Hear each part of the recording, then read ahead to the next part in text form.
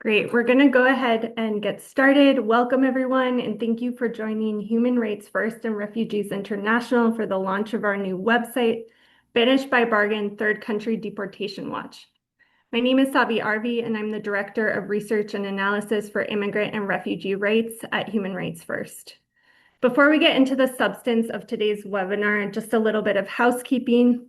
I want to ask that you use the Q&A function for any questions, which we will aim to answer later in the program. Today's event is also being recorded, and a recording will be sent to everyone who registered. And now, to start us off today with a bit of context, over the past 11 months, we've seen the Trump administration create an opaque set of bilateral agreements and behind-the-scenes deals. These arrangements send asylum seekers and other immigrants with little to no notice or chance to express fears of persecution to countries where they have no connection at all, and in some cases have never even heard of. Once there, many face grave harms, including arbitrary detention, torture, or being returned to the very dangers they originally fled. Increasingly, these forced third country agreements are also being used as a tool to instill fear in immigrant communities and pressure individuals to give up their protection claims.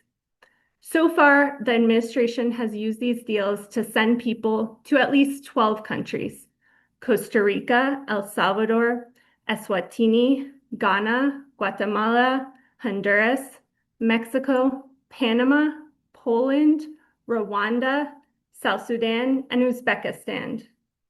In addition, the administration has entered into agreements with at least 7 other countries: Belize, Ecuador, Equatorial Guinea, Kosovo, Liberia, Paraguay, and Uganda, where, as far as we know, transfers have not yet occurred. We've seen the Trump administration use these deals to banish to third countries men, women, children, families, and pregnant people, as well as individuals with medical or psychological vulnerabilities, and those with recognized legal protection claims. People who have been forcibly transferred under these agreements have come from a wide range of countries worldwide. Our goal with creating this new website is to bring together what is known about the expanding network of forced third country transfer agreements, the political and financial motives behind them, and the harms they are causing. On the site, we've also documented the lawsuits and advocacy efforts challenging the agreements. Each country with an agreement has its own page, and we've put together in Excel a cheat sheet of sorts, which you can find on the website under Explore Tracker Chart. And this will compare key elements across the agreements. Given the ongoing developments and continued expansion of agreements, we'll be updating all of this on a regular basis. We really hope this website will be a helpful resource. And today we're fortunate to have journalist Tanvi Misra with us as our moderator for this conversation about forced third country agreements. Tanvi is a magazine writer and investigative journalist who has covered immigration for over a decade. Most recently, her reporting on experiences of people deported or almost deported to third countries has appeared in New York Magazine, Mother Jones, and The Guardian. She has also written for The Nation, Politico Magazine, The New Republic, Bloomberg, among other publications. She teaches at the City University of New York's Craig Newmark School of Journalism. Tanvi, thank you for joining us. I'll turn it over to you. Thank you, Savi. It's so good to be here. I'm so excited for this tracker. I feel like from what I've seen, it's going to be an invaluable resource for journalists like me. And I see some names on our attendees list that I recognize, so I know they're going to be just as excited. And for all of us who are trying to keep track of the onslaught of developments in this particular area. We have a splendid panel today, and I'm selfishly very excited to hear from them. So I'm going to jump right in. I'm going to be introducing them one by one as I ask them questions. I might be reading through their bios a little bit quickly just so we can get to those questions. But I urge all of you to go and look up their wide breadth of experience, and please follow their work. They've done so much work to get this together for us, and I'm excited to see what they do next. So, with that, I'm going to start with our first panelist. Dr. Yael Shaker leads Refugee International's work on asylum globally, with a particular focus on the Americas and Europe, and on humanitarian immigration statuses in the US. She trained as a historian of US immigration law and its relationship to US domestic and foreign policy. Yael, so excited to have you. Um, so let me start by asking you if you could maybe describe the different types of agreements that we're seeing, and explain sort of what is, and this comes up so often with when we're seeing, you know, whenever we're seeing a new policy or a new type of practice be put forth by this administration. But what are we seeing that is precedented, that has happened before, and what are we seeing now that is unprecedented, that's new? Thanks so much, Tanvi. So to carry out the transfers, the Trump administration is using provisions that exist in U.S. immigration law that developed historically. The provision that allows for deportation to a third country that agrees to accept a non-national in exceptional circumstances and a last resort.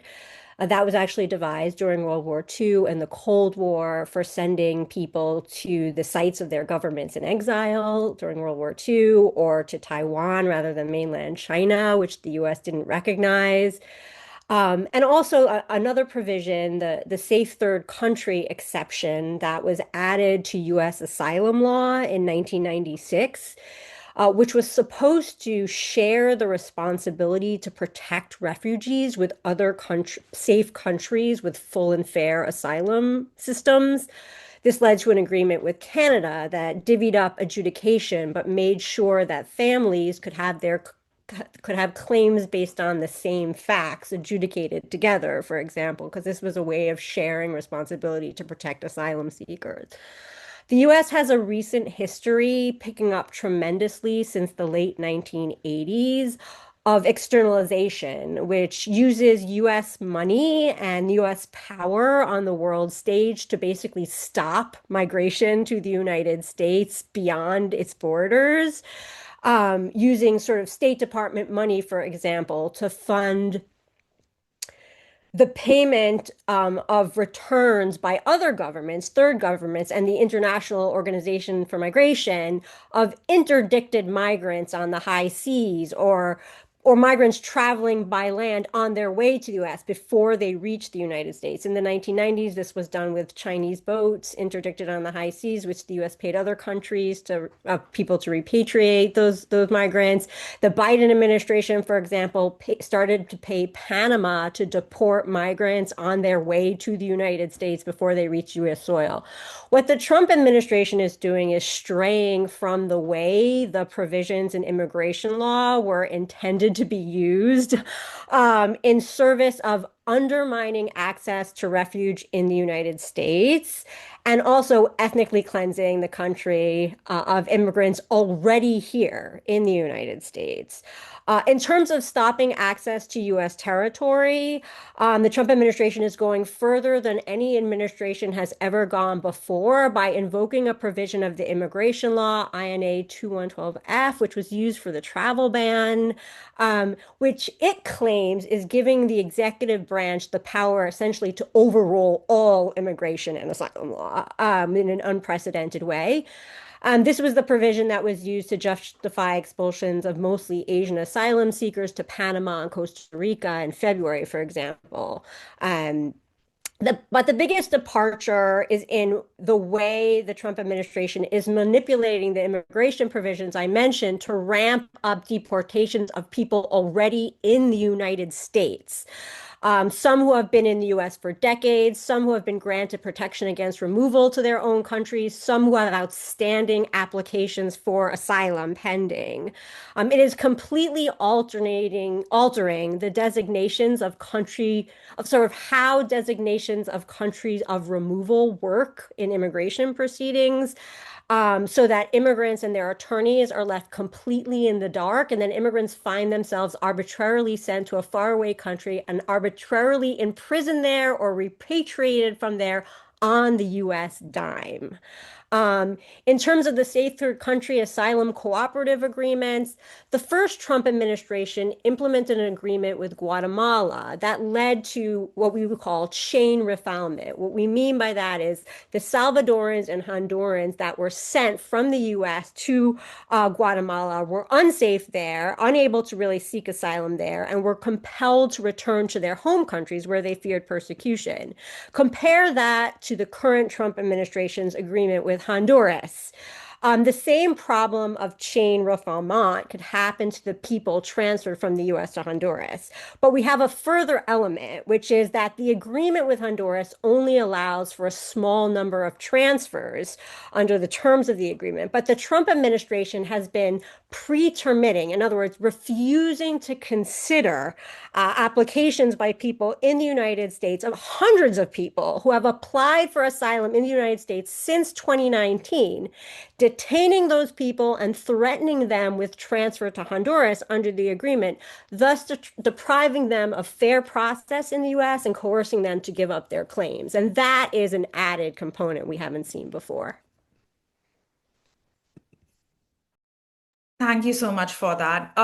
Let me jump to our second speaker, Bella Musselmans, who is the director of the Global Strategic Litigation Council and a human rights lawyer that has dedicated her career to advancing the rights of refugees and migrants. At the age of 23, Bella co-founded a strategic legal NGO that supported undocumented migrants to secure their immigration status post-Brexit.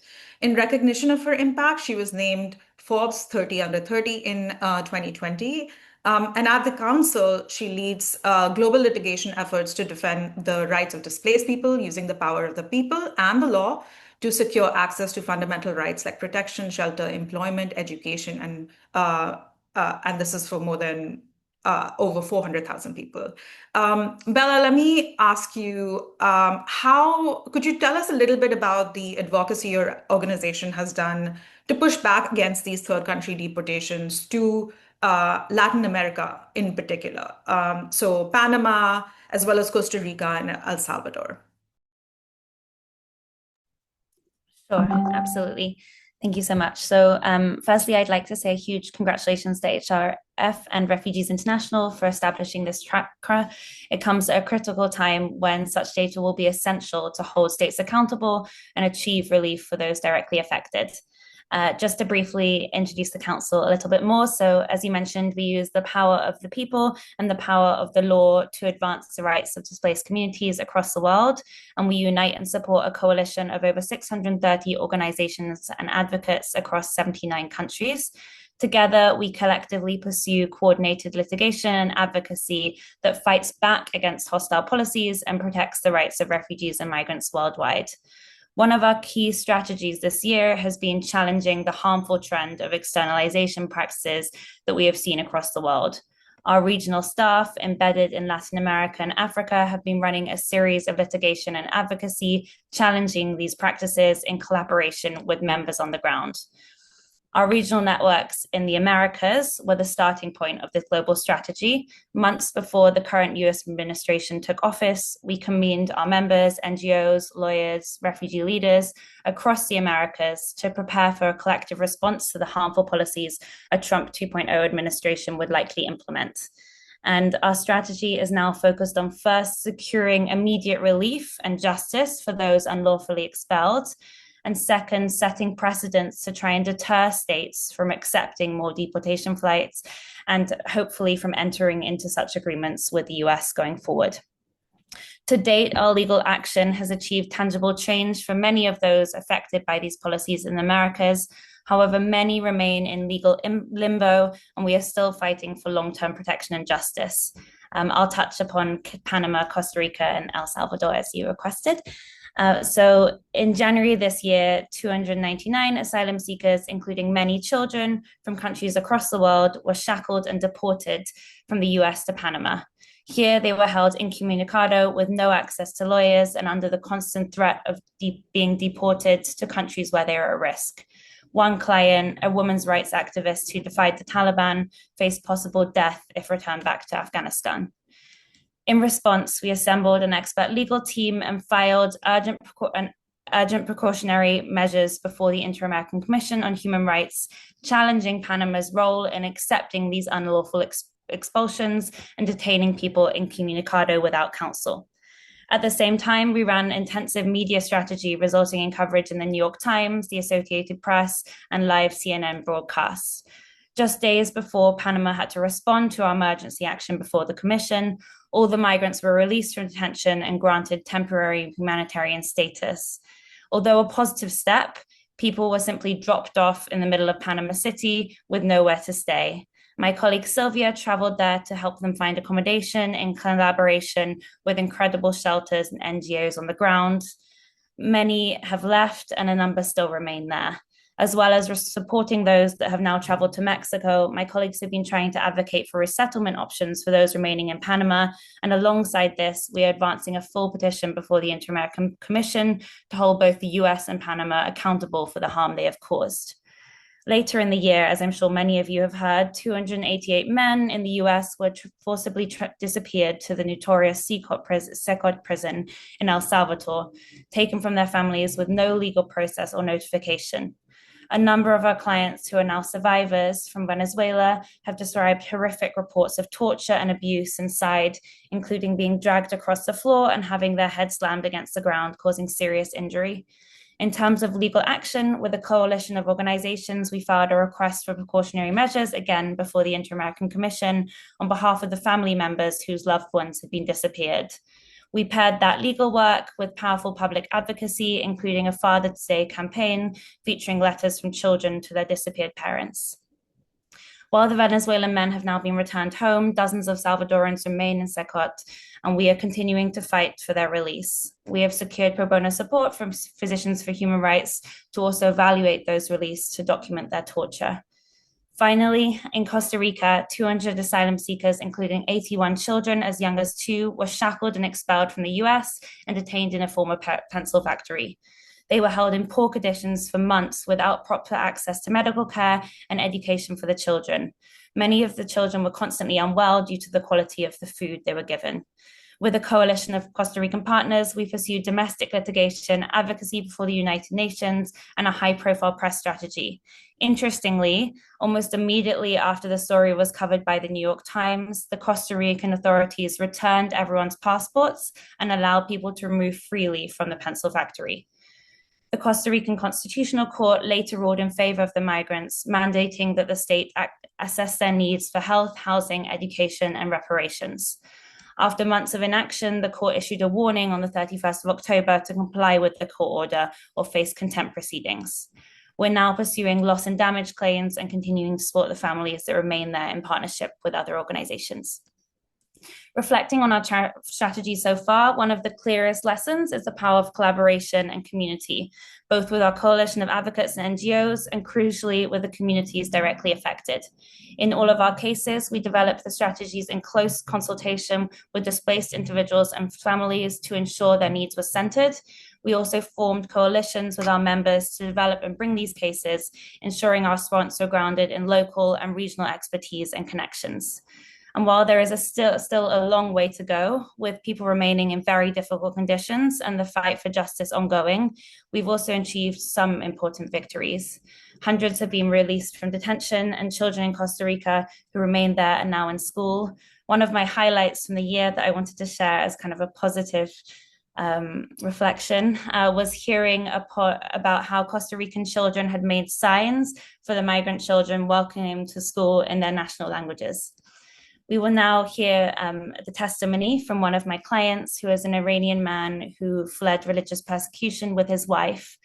While he was deported and detained in Costa Rica, she remains in ICE custody in the US.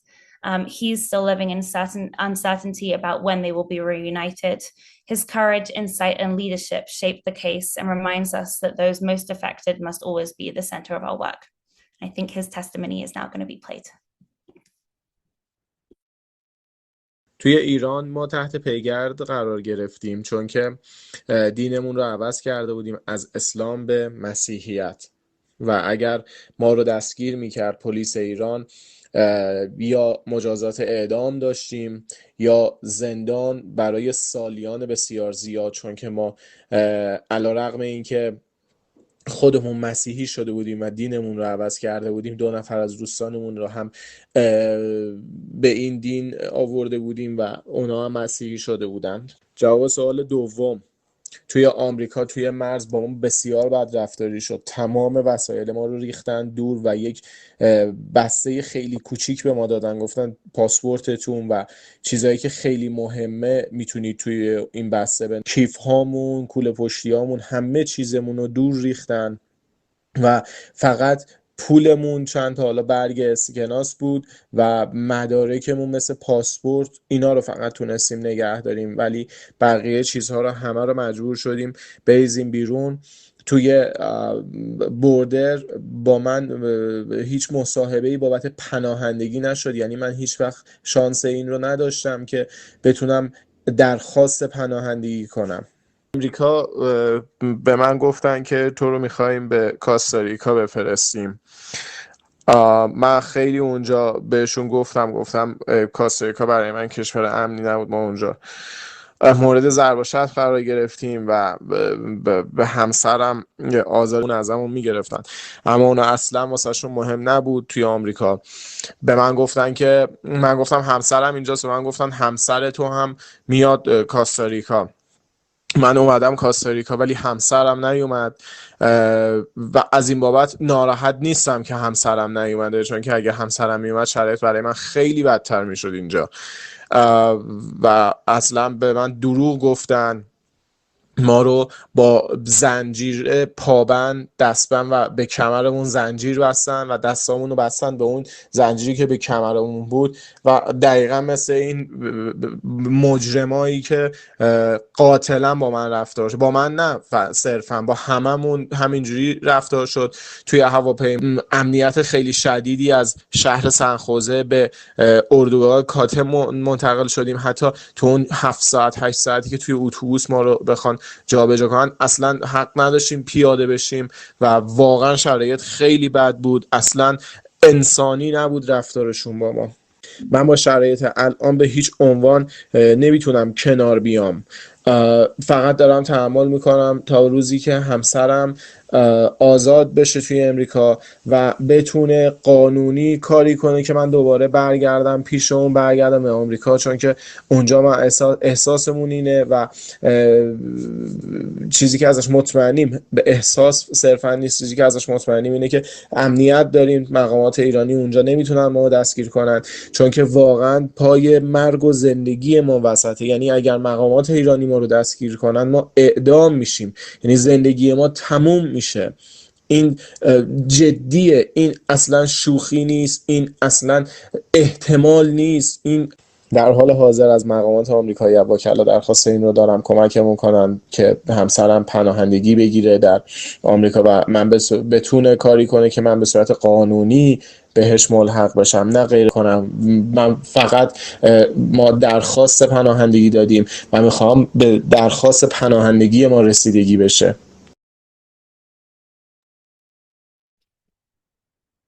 Thank you for sharing that.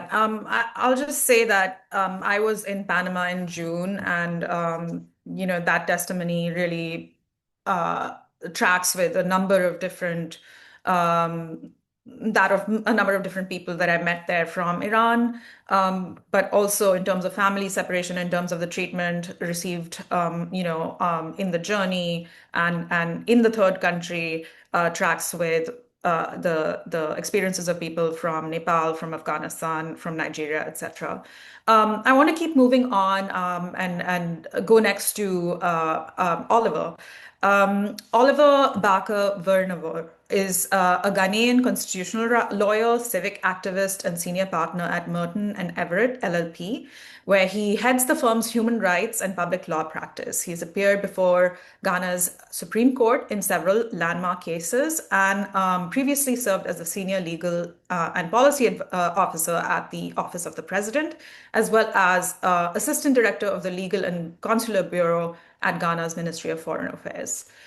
Oliver, I think this is a good segue also from Bella's some of what Bella was saying, you've been litigating for US deportees to Ghana. Could you talk about sort of the challenges you're working under domestically and how you're dealing with them?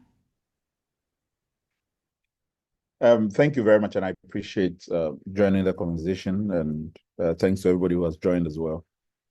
I want to say that the different levels of challenges that we're facing in terms of the work and what we are seeing on the ground, a lot of it's practical, a lot of it institutional, but also deeply human. The first, perhaps, and which is for me the most profound challenge, is the complete lack of transparency that we're witnessing in all of these cases. First of all, the government did not want to disclose the agreement, that there was an agreement in place. We had no idea that folks had been, brought into the country. This had not been a matter of any discussion whatsoever. There were no disclosures. The agreement itself by Ghanaian law should have been brought before Parliament for ratification. That wasn't done. And that lack of transparency is also translating into, how people are received, how and whether they should be processed into the country. And coupled with the lack of transparency in all of this is also deliberate misinformation. So, for instance, and this is coming from even some of the highest up, the president, for instance, claiming that, what Ghana in fact is doing is just offering humanitarian assistance, which suggests there's an element of voluntariness that were being brought in, which suggested that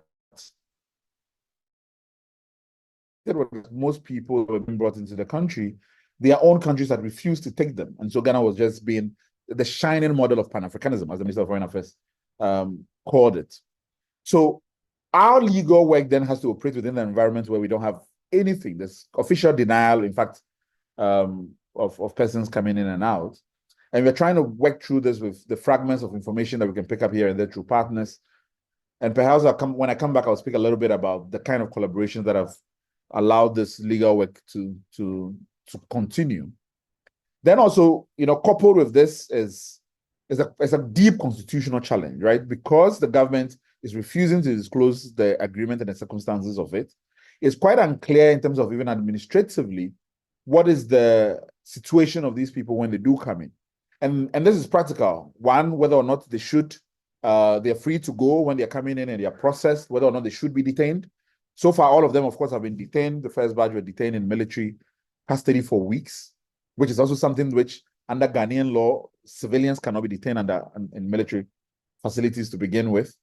And then perhaps the bigger challenge in terms of how we're constructing the case, I would say, is the judiciary itself, because the cases we're trying to build are not happening in a vacuum. There's a lot of global attention and conversations around this after it became clear that Ghana was one of the countries that were receiving people. And because the government itself is framing a lot of what is happening in the language of national security, and so it's putting everybody on edge, particularly within the judiciary, not knowing how to deal with this. You have a government that is not disclosing information. And the judges themselves have become sensitive to the international glare that is happening.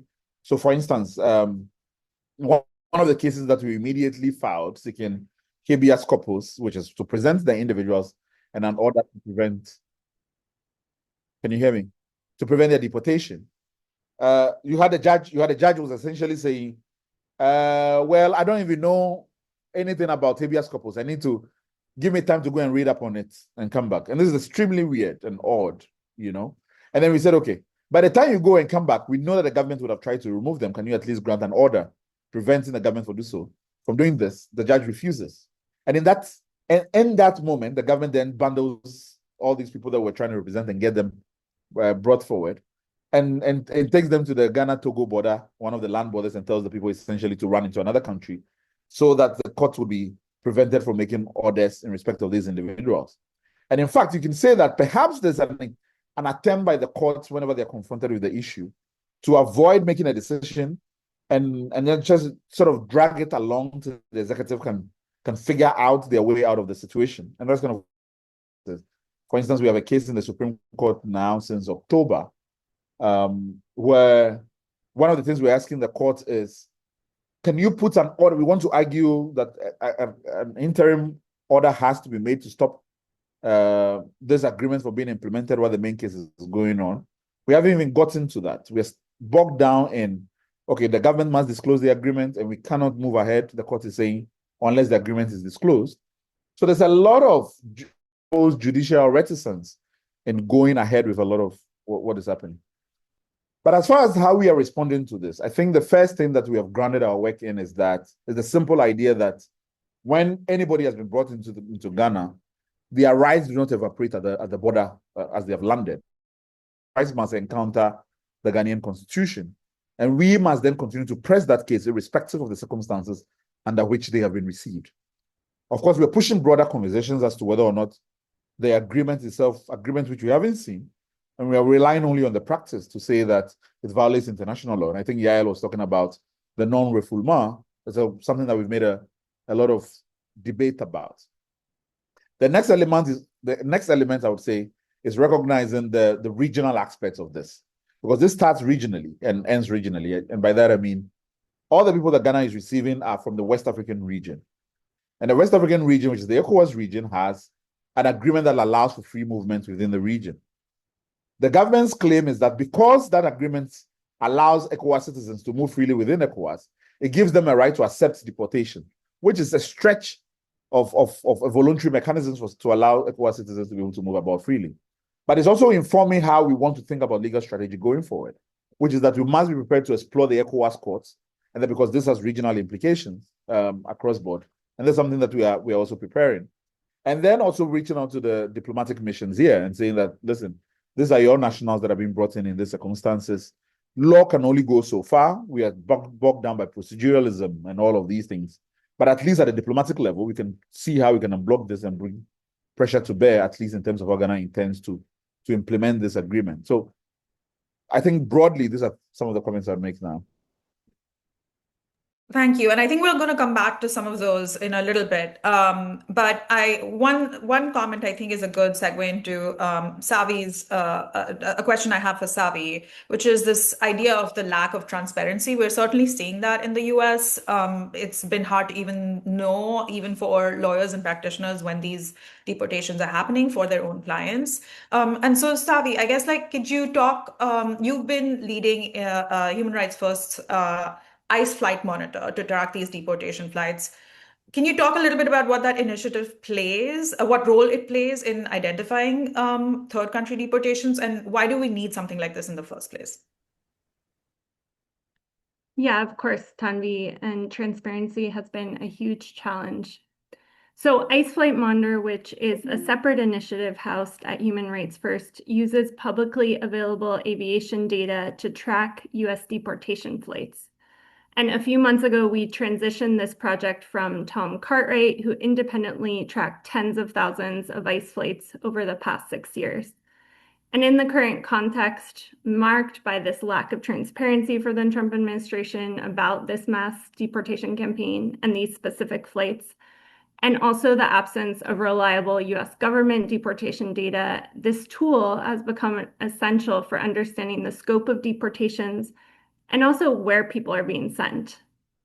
And just to give you all an idea, between January 20th and November 30th of this year, ICE Flight Monitor tracked 1,911 deportation flights to 79 countries worldwide, a marked increase in both the number of flights and the range of destinations from prior years.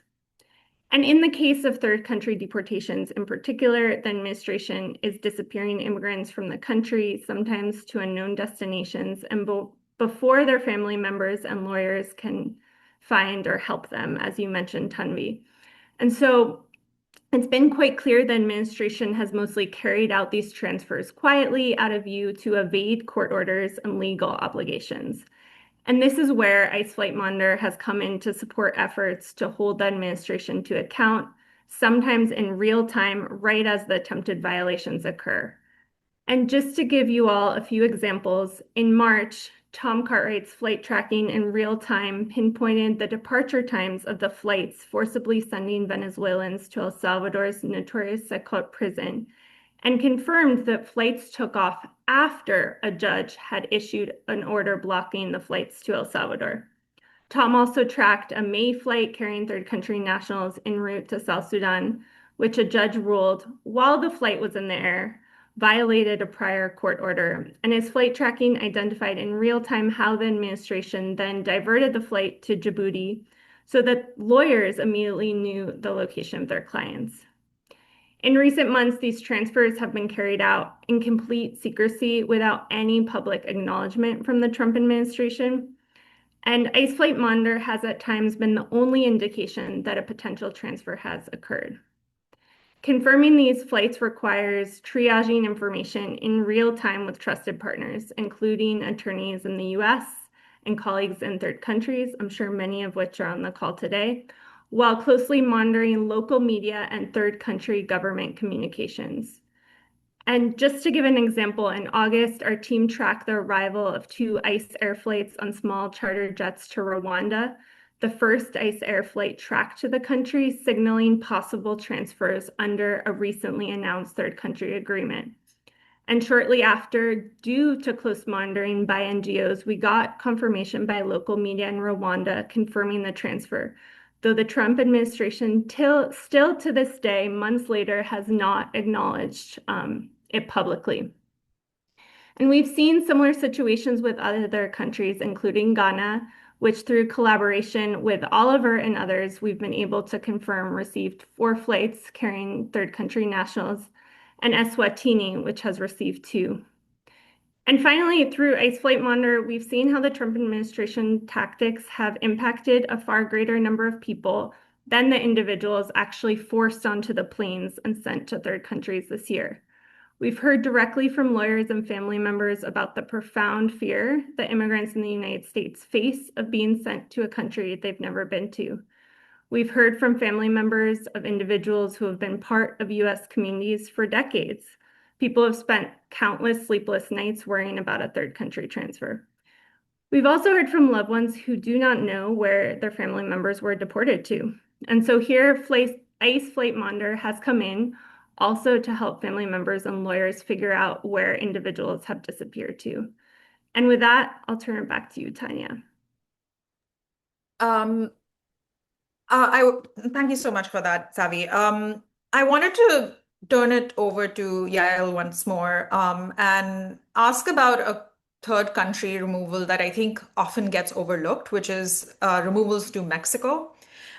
You were in Mexico recently. Could you share with us what you saw there? And could you perhaps zoom out and talk a little bit about some of the broader implications in terms of human costs, but also in terms of foreign policy? Sure. Thanks so much. And I want to emphasize that though Mexico doesn't have a formal agreement with the United States, it has by far received the most third country transfers of any other country, over 10,000 since President Trump assumed office for a second time. The other countries we've been tracking have received in the tens or dozens of transfers, whereas Mexico has received in the thousands. This isn't a new development in terms of third country returns or removal to Mexico. Mexico has been receiving third country nationals from the United States since the first Trump administration, but it's a huge increase in the numbers, and it's also a new population of people who we're receiving. It's people who have lived in the United States for much longer. These aren't new arrivals crossing the border. When I was in Mexico, what I saw in Villahermosa, which is in the south of Mexico, what happens is U.S. returns third country nationals usually by bus over the border, and then they are then bused southward by the Mexican immigration authorities to Tabasco State and to Tapachula. What I saw in Villahermosa and Tabasco were dozens of elderly and infirm Cubans, men who had come to the United States 50 years ago and were now essentially dumped in a country they had never been, without any support, separated from families, and without any country to turn to. These are truly like men without a country. The international community, sort of zoom out a little bit, created a system to respond to the displacement, force displacement and refugees in the wake of World War II. It was designed to share responsibility for this kind of global problem.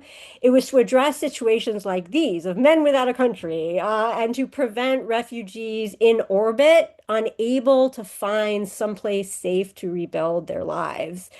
The Trump administration is planning more of these agreements. And the concern that I have is that there will be soon too many agreements to roll back, that this will become institutionalized, that Europe, which is considering expanding its return regulation and its safe third country concept in the European Commission and in the European Parliament, that will follow in this institutionalization and sort of race to the bottom. I'm emphasizing race to the bottom because, again, well, safe third country or asylum cooperative agreements that are being made now are not made with even a pretense that they are about sharing the responsibility to protect asylum seekers internationally or making sure that refugees find firm resettlement somewhere else.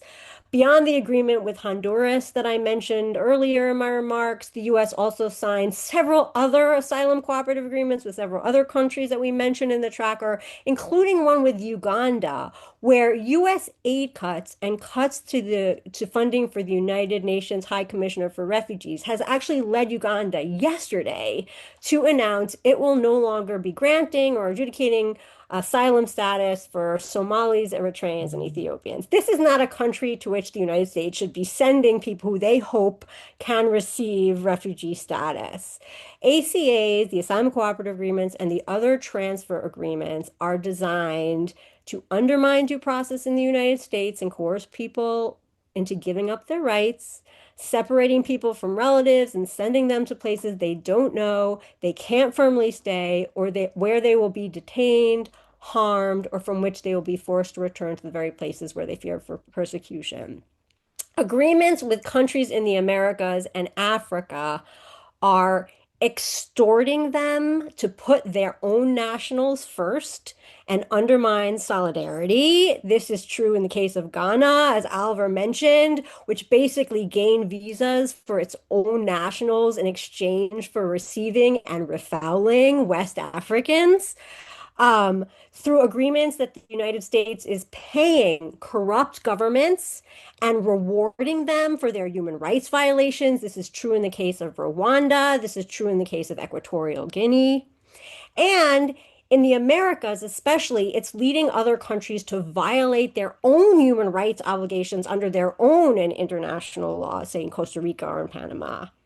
And I do think it's encouraging. I just want to end on a little bit of a higher note. It is encouraging that some countries, like Nigeria, for example, Palu, has said, we're not going to do this. We're not going to agree to these agreements. We're not making an agreement with the Trump administration. It's encouraging that lawyers like Oliver and groups like Bella's and civil society in general, both in the US and in third countries, are opposing these agreements and trying to find ways to put back on them. One of the goals of this website is to share stories of the human cost of these agreements and also the strategies being used in different places to push back against them. And I hope we can continue to add resources to the website that will serve the people who are being transferred, but also encourage collaboration and opposition internationally. If we don't do that, what we will see is more people in orbit, like those Cubans that I mentioned. Some of them, like the families I have been in contact with who were sent to Costa Rica, like that Iranian client who testified earlier, they will try to migrate again. They are desperate for a place to find refuge. So this isn't going to solve any problems, is really what I wanted to get at. Thank you for that. And I do want to spend a little bit of time talking about those strategies, specifically in Africa. Bella, let me ask you to talk a little bit about the strategy that you have been taking and your organization has been taking in Africa, and tell us a little bit about how that is working. Sure, thank you. So our strategy in Africa, which is still very nascent and has been led by my colleagues Maureen Okoth and Beatrice Nguri, builds directly on the approach we've developed in the Americas. It responds to the alarming wave of externalization agreements that Yael just referenced that the US has been making with African states this year. Taking lessons from the Americas, where regional advocacy and public attention were critical to some of the government response we saw, we initially engaged the African Commission on Human and People Rights together with HRF. We wrote a public advocacy letter to the Commission urging them to call on states not to enter into unlawful third-party agreements and to uphold the rights of migrants that had already been transferred. 110 of our member organizations, including key organizations from the region, signed on to this. And in response, the Commission issued an important resolution in October opposing externalization and sending a clear message to all state parties that they must respect fundamental rights. In addition to this regional advocacy, we are now working with local organizations and lawyers to bring legal cases across the region to challenge existing state agreements in both regional and domestic courts. So this collaborative action has the immediate aim of ensuring protections for those already transferred and facing serious violations of their rights. It also aims, again, to make clear that any state who participates in such agreements that undermine domestic, regional, or international law will be held accountable. So earlier this week, the Council filed legal action against the Kingdom of Eswatini in collaboration with the Clinic of Canal and brilliant lawyers in the US and also Eswatini. The litigation brought before the African Commission is on behalf of 3 clients sent to Eswatini from the US earlier this year. They are among 15 men transferred and detained in a maximum security prison under a deal with Eswatini, where they agreed to take 160 migrants in exchange for $5.1 million. One of our clients has been released and repatriated, but 14 remain. This includes our other 2 clients, citizens of Cuba and Yemen, who have now been detained for over 4 months. One recently ended a 30-day hunger strike after showing signs of organ failure. We are also working with Oliver and his colleagues on legal action in Ghana before the Supreme Court, which he mentioned earlier. The conditions people are facing there are deeply concerning and a clear violation of human rights. We will be intervening as amicus in that case, challenging this agreement as unconstitutional and contrary to international law. And together with Oliver and his team, we're also exploring using the ECOWAS court to seek broader regional accountability against Ghana. In terms of how our strategy is working, we're still in the early stages, but I just wanted to share a few key principles that are guiding our global strategy. So firstly, the importance of centering people directly impacted by these agreements is essential. Where possible, we're looking to co-design legal and press strategies with those affected to prioritize their needs and have worked closely with their families when contact has been cut off in countries like Eswatini and El Salvador. Secondly, our regional networks are key to ensuring coordinated, effective responses. In each country where we've brought cases, we have worked with local organizations and lawyers to develop the strategy and ensure it is aligned with domestic and regional actions. Collective action, I think, here is critical to coordinate and amplify voices in future litigation and advocacy. And thirdly, the combination of litigation and press strategy can be very effective in certain contexts, like we saw in Costa Rica. And finally, I think the power of community has proven to be essential. So we need to share knowledge and empower others to fight this trend. And the tracker launching today is a brilliant platform to enable this vital knowledge exchange. At the Council, every step forward we've taken in these series of cases has been testament to the coalitions we built with communities affected, lawyers and advocates. And these cases have shown that we are strongest when we act collectively. And just to pitch, if you're interested in joining the Council's community and joining our collective action, please do reach out. I'll put my email in the chat, and you can also join the Council via our website. Thank you. Thanks, Bella. Oliver, could you chime in there? Can you talk a little bit about what the collaborations look like from your perspective on the ground? Thank you. I would say that, from what I was talking about in terms of the lack of transparency, a lot of the information we've been able to uncover would not have happened, but with some whistleblowers who have been able to provide us with information. And so that has been critical to being able to keep track of who is coming in. And know when these flights are coming in. so we can Oliver, I think we're losing you. Would you mind? Sorry, could you mind repeating yourself? Sorry, can you hear me now? Yes, that was much better. Okay, I imagine I'm having a bit of challenge here on my end. But what I was saying is that even in terms of the legal work we're doing, a lot of this came about because some folks had reached out to us and pointing out to filings that were happening within U.S. courts. And it is these filings that will then be able to better inform ourselves some of the things that are happening in other countries to be able to present. We've been able to work effectively with them. Then also just coordinating with Yael, also with Isabella, and thinking through the various options has also quite been helpful to the way in which we're progressing. There, of course, need for even in terms of the legal strategy here and some of the legal work that needs to be done.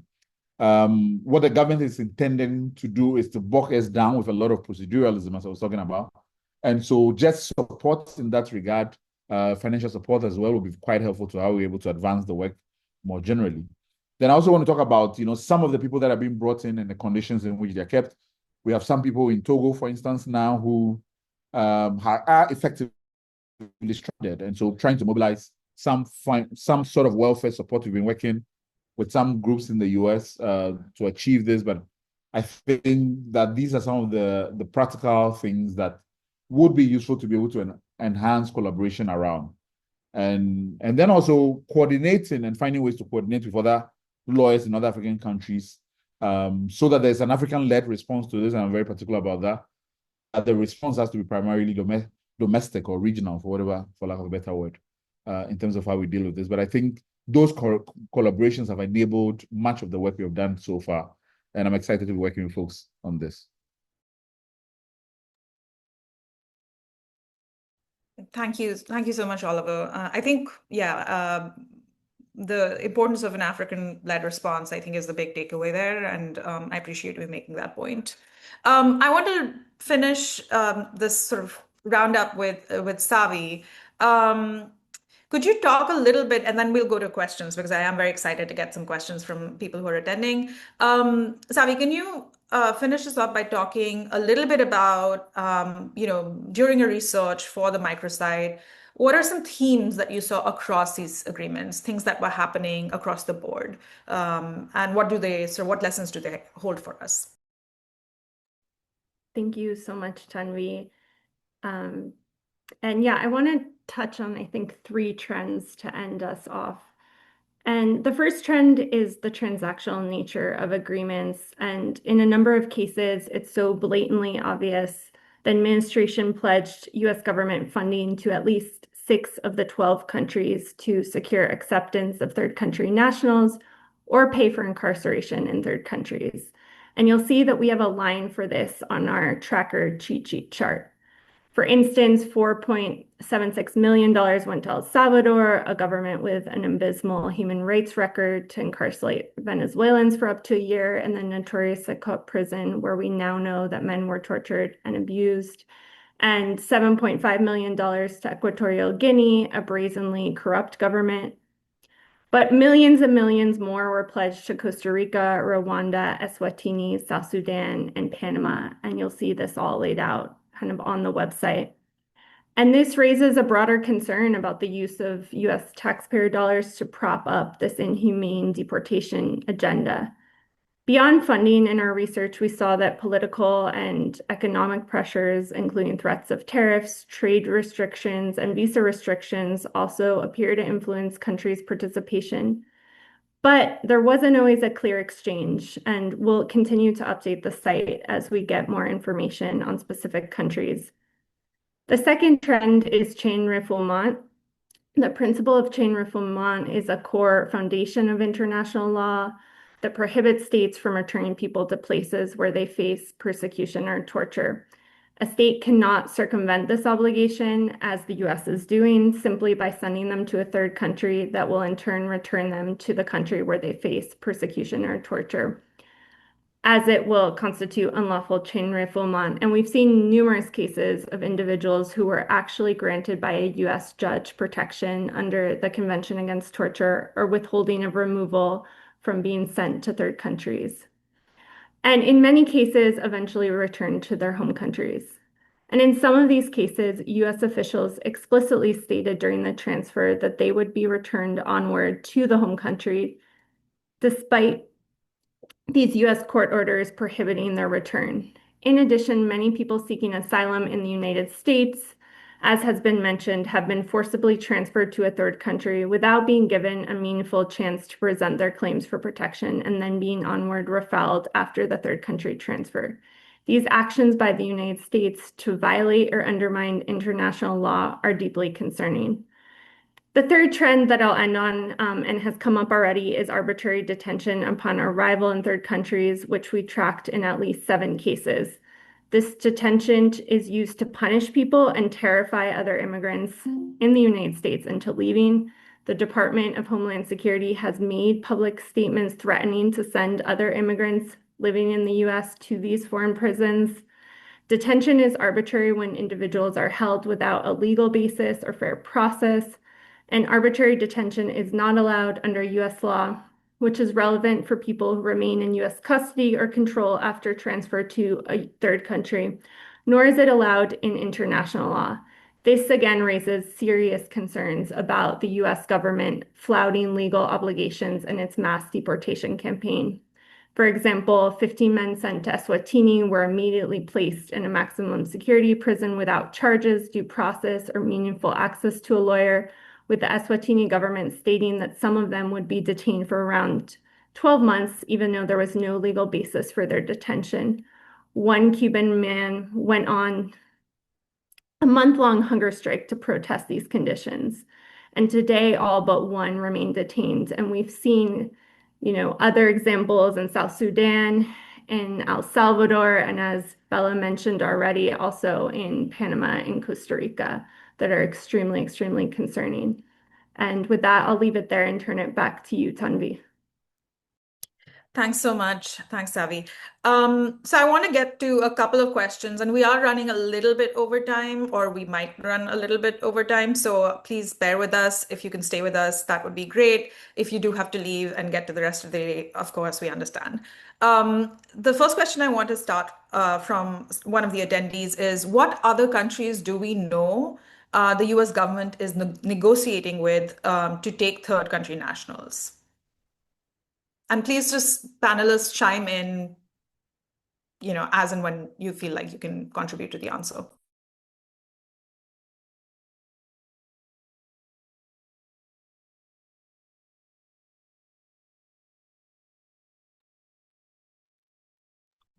I think Savi, reason I didn't jump in is I thought Savi had put some information about this in the chat. We know about several other negotiations underway and have been told that the administration aspires to agreements in as many countries as they deport to. In other words, if the United States deports people directly, nationals of those countries to their home country, so, Mexicans to Mexico, Guatemalans to Guatemala, they want to be able to use those flights to have third country nationals on them for every single country they deport to. So the goal is to really get as many countries to sign on to this as possible. And there's been some good reporting in the New York Times, sort of tracking which ones we know about. I think we don't have tremendous insight into which ones are furthest along the way. What we do know, for example, though, is a little bit about the implementation of the agreements that already exist. So we do know, for example, that the Asylum Cooperative Agreement with Honduras is furthest along the way in its implementation in terms of how many of people actually being transferred there. So I didn't know if anybody else had anything else to add there. If not, I'm going to move along. There is a question in the chat from Hallie. What more can we do to ensure that all North Americans, especially those who still support this administration, hear these testimonies and the level of human rights violations that are being implemented? Feel free to chime in, panelists, as and when you feel you can contribute.